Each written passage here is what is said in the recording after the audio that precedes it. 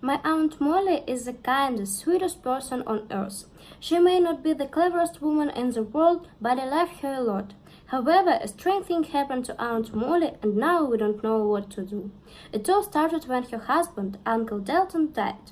Well, I call him Uncle Dalton, but she always called him Dally. He was my mother's only brother. Aunt Molly really loved him. We all knew that.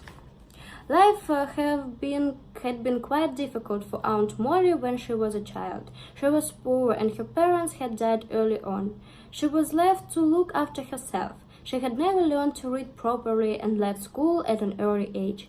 But she was always cheerful and honest and never complained about the hard work she did to earn her living. She worked as a cleaner whenever there was work to do. She liked cleaning because she didn't have to make any difficult decisions. Aunt Molly didn't like making decisions. Perhaps she wasn't used to it. I don't know. But everybody liked her and she was never out of work. She met Uncle Dalton when she was working as a cleaner at the bus station. He was a bus driver, and it was when he had just finished was a day that he first saw her cleaning the station office. He fell in love with her as soon as he saw her. It was the same for Aunt Molly.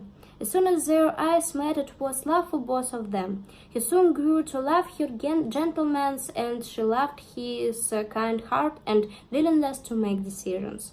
They got married 2 weeks later. A year after that, she gave birth to twin boys. They were my cousins, and their names were Winston and Clement. I was born in the same year 2 months later. I was called Rufus. I still am. Anyway, Uncle Dalton got a better job at the bus station soon afterwards, and they bought a house near us. Aunt Molly and Uncle Dalton had a happy marriage. Uncle Dalton earned the money and Aunt Molly cooked, cleaned, and made the house a wonderful home for her dear Dally and the boys. It would not be quite right to say that Aunt Molly actually ran the house. In fact, all the big decisions were left to Uncle Dalton. But she made sure that everything went smoothly. Everybody was happy.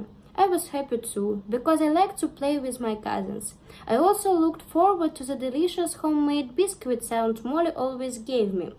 My cousins and I were 5 years old when Uncle Dalton was run over by a bus at the station. It was an accident.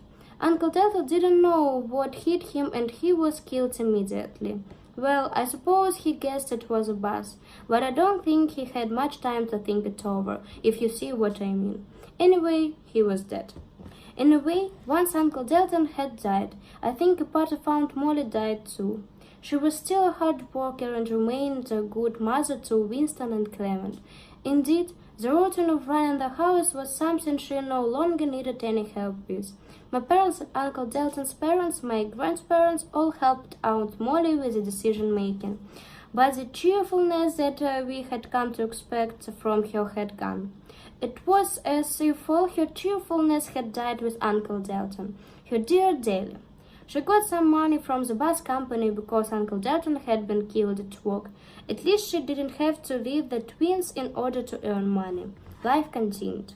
The twins grew into fine boys, but by the time they were 14, they wanted to see a bit more of the world outside their comfortable home.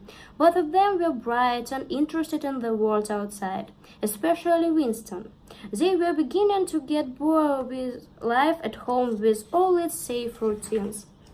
That's where the trouble really began. Aunt Molly had not really changed since their father's death.